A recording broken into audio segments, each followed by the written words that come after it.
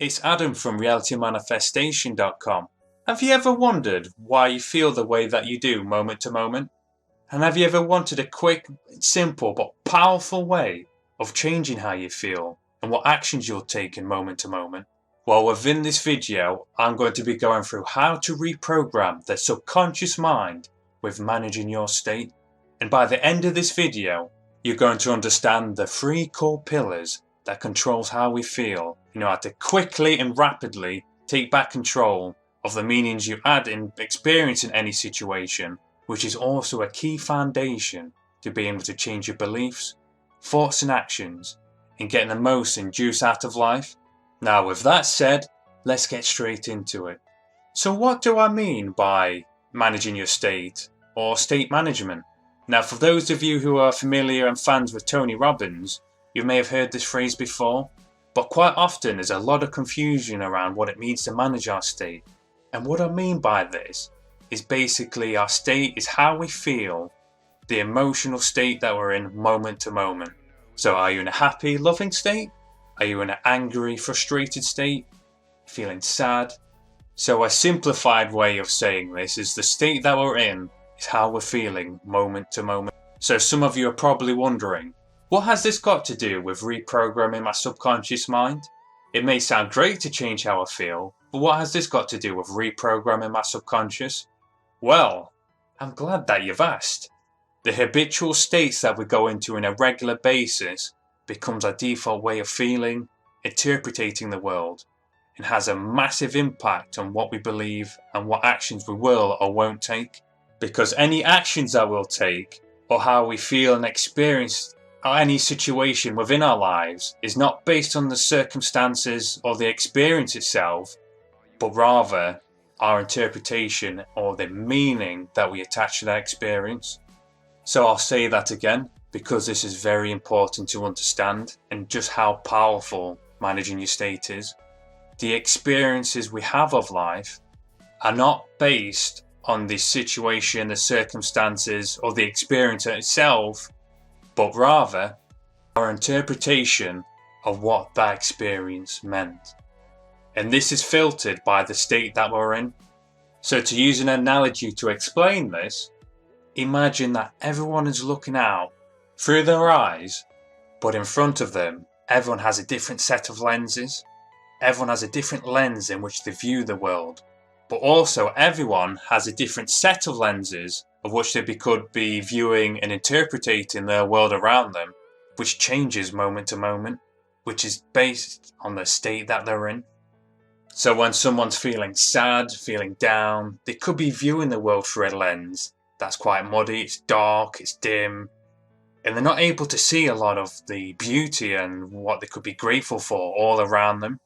Or on the opposite spectrum, someone could be completely full of joy, love, gratitude, and the lens that they're viewing from is a super HD 4K lens that's completely clear, it's got a full colour spectrum, and what they're viewing through their lens is much more beautiful to see, and all the experiences of which they're viewing because of that lens is a much more pleasant experience, even though their circumstances could have been exactly the same if they was to view it through a lens that's muddy, dim and not very clear. So our model I like to use when it comes to managing our state, basically changing how we feel moment to moment, I first learned from a Tony Robbins coach I had from around 3 to 4 years ago, which originates from Tony Robbins, which has taken aspects from CBT therapy, from which I believe. To visualize this model of these 3 pillars, I want you to picture a triangle, and on either all 3 sides or the corners is made up of these 3 words, which is made up of what makes and governs our state moment to moment, which is our physiology, focus and language. So to give a brief description now and then to go into more detail in a moment, our physiology is how we're moving our body moment to moment, how we're breathing, our facial expressions. Our focus is basically our pattern of focus. What are we focusing on at that moment? Are we focusing on something to be grateful for? Are we focusing on all the stresses in our lives, all the problems and challenges we're having? And language is basically the words that we're using to express an experience, and also the tonality. Are we expressing something in an angry way? Are we frustrated? Always speak in a very loving tone. Now, just before I go into more detail of what these 3 pillars are made up of and how to practically apply them, I want to do a quick exercise so you can see for yourself that you know what I'm talking about is true and real, and that you actually already have a deeper understanding of this than you already realise. I just want to go through a methodology so you become more consciously aware, so you can apply it for yourself and notice it in others. So now just imagine with me, if you will, that there's a clone of you and there's a curtain in between, and you're viewing yourselves from a third person perspective. And just imagine on one side, so on the left hand side of the version of yourself you're seeing, you're very joyous, happy, and you're loving life. If you're really struggling to picture yourself, picture somebody else if that helps, or if you struggle to create visual images, just having this sensation and the knowing will be just as useful for going through this exercise. So whoever you're picturing on that left hand side, just remember that they're in a joyous, grateful or loving state, they're loving life, they're in an incredible state. What are they doing with their physiology? Are they upright? Are their shoulders back? What is their facial expression like? How are they breathing? What thoughts do you think are going through their head right now? What's the tone of language like? What kind of words are they using? Or if you're picturing yourself, if you can think of a time you've been in a great state, what was you doing with your physiology at the time? How was you moving yourself? What was you doing with your face? How expressive were you? Now, for those of you who went along with this exercise, you would have noticed that the physiology of the person or yourself, you was expressive, you was upright, you was in a confident posture, you was moving confidently, you was breathing either calm and relaxed or excited. The tone of voice was enthusiastic. Now let's do the opposite. On the right hand side of the curtain, picture either yourself, a sad version of yourself, or somebody, or if you can recall a time of either yourself or someone you've seen, they're in a down, depressed state. They're very unhappy or they're very depressed. What are they doing with their physiology? Are they upright or are they down? Are they expressive or are they more closed off? What is their facial expression like? How are they using their tone of voice?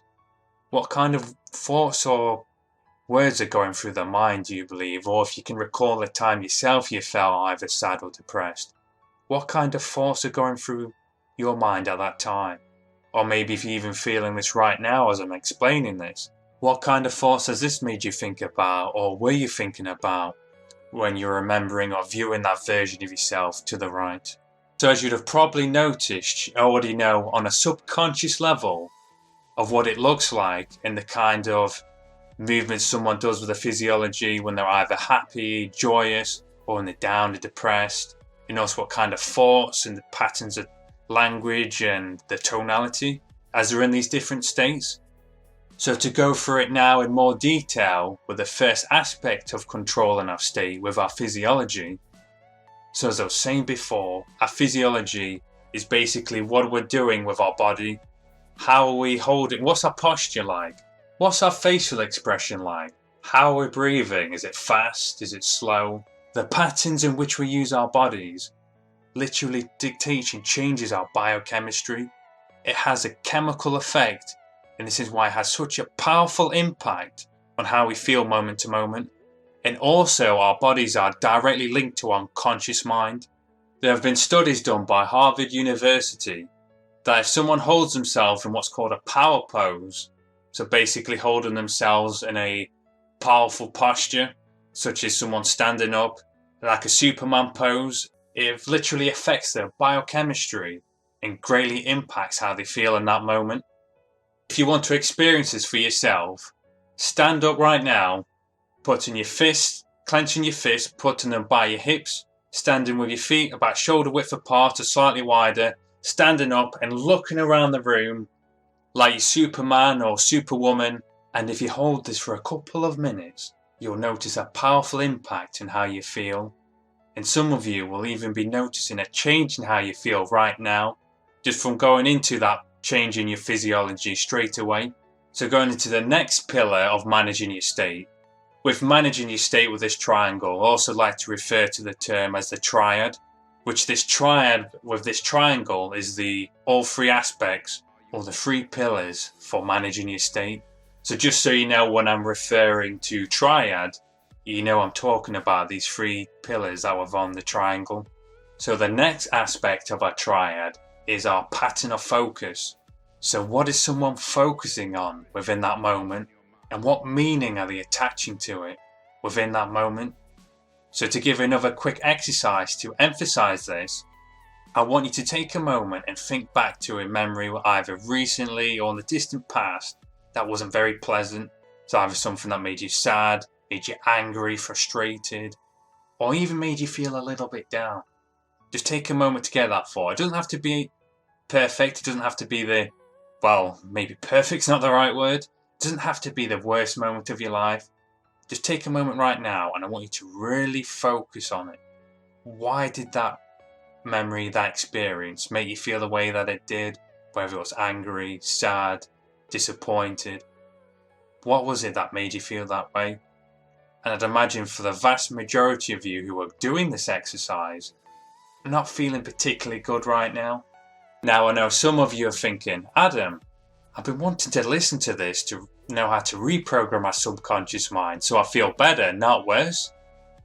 Give your body a bit of a stretch, shake yourself out, deep breath in and out. Now we're going to do the exact opposite, and I want you to think back to a time that was absolutely fantastic, either the best memory of your life or one of the best experiences that you've ever had. Whether it was funny, loving experience, something you felt proud of, something you had a lot of joy. Again, it doesn't have to be perfect. Just think back to a very pleasant memory, and I want you to really focus on why did that memory, that experience you're reliving, make you feel the way that it did? Whether what was funny about it, or what about it brought you so much joy, why did you feel so much love, or why did you feel so proud? Whatever the experience you had from that memory, really focus on it.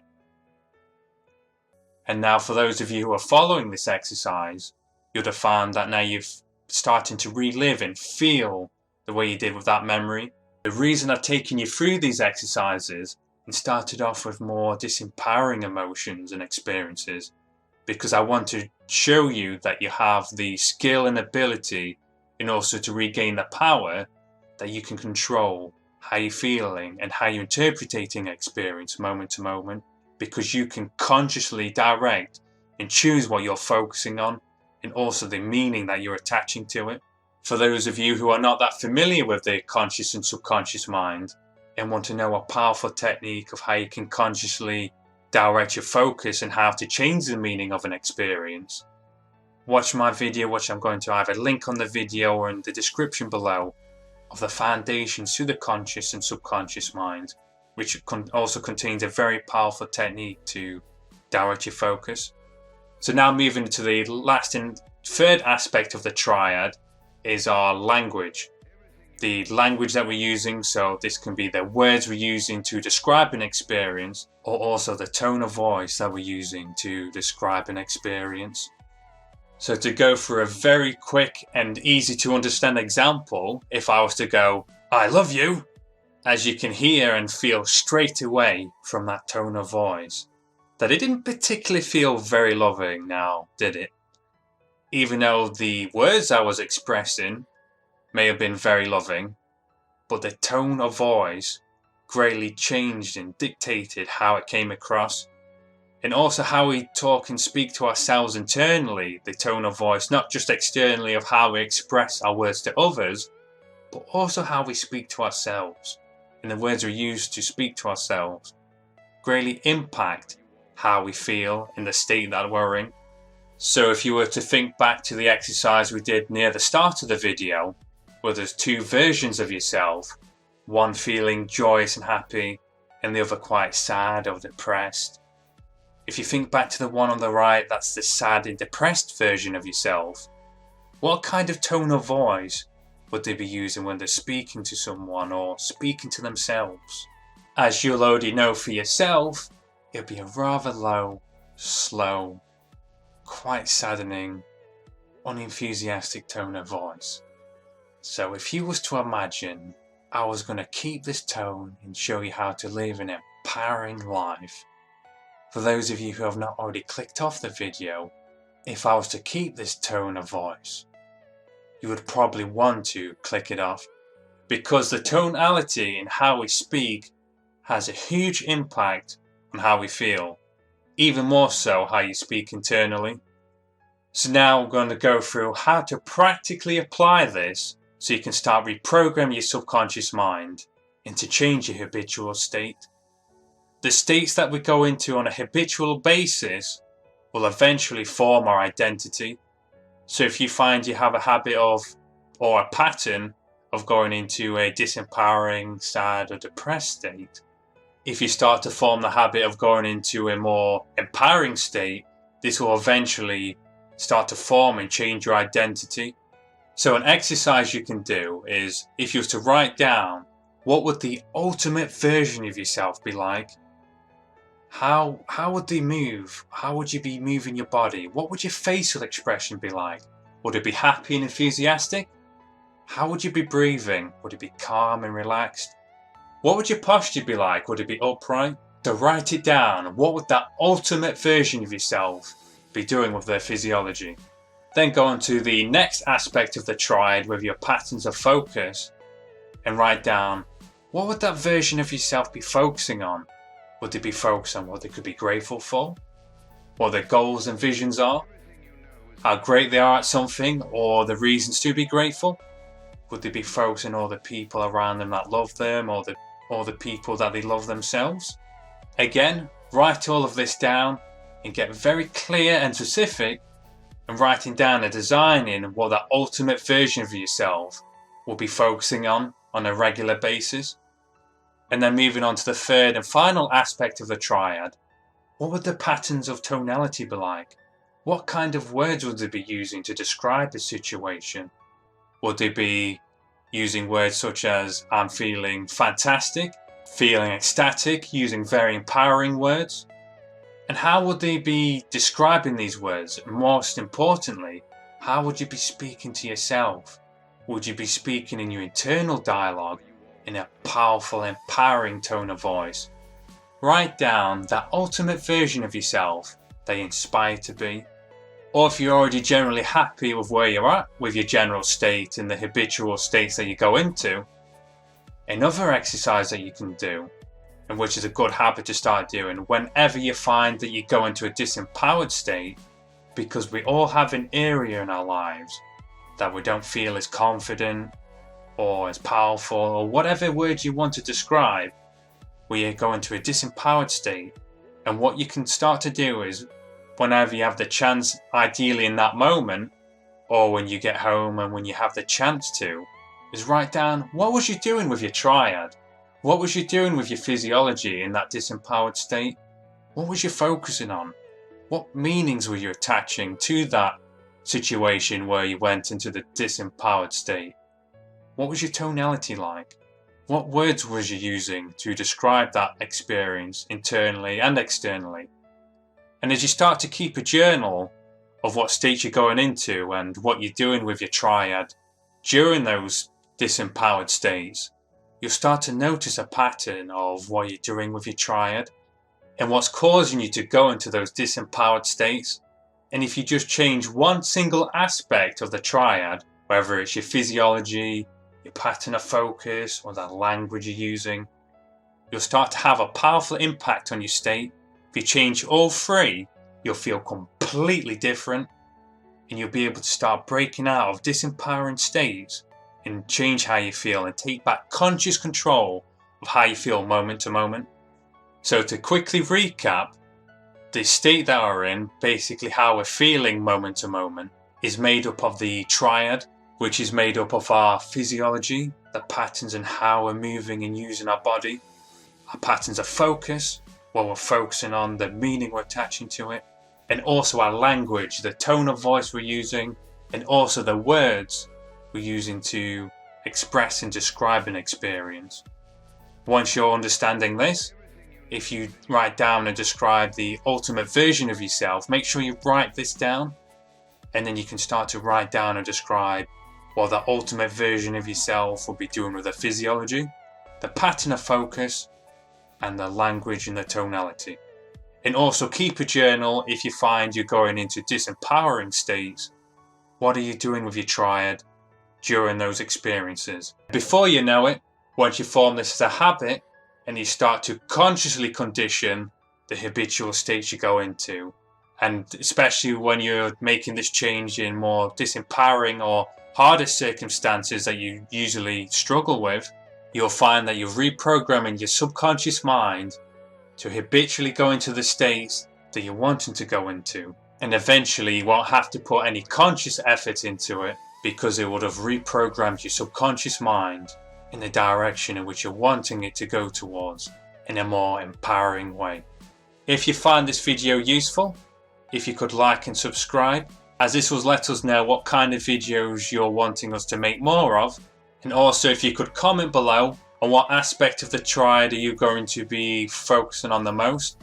And if you could share this video with anyone who you know will find this useful.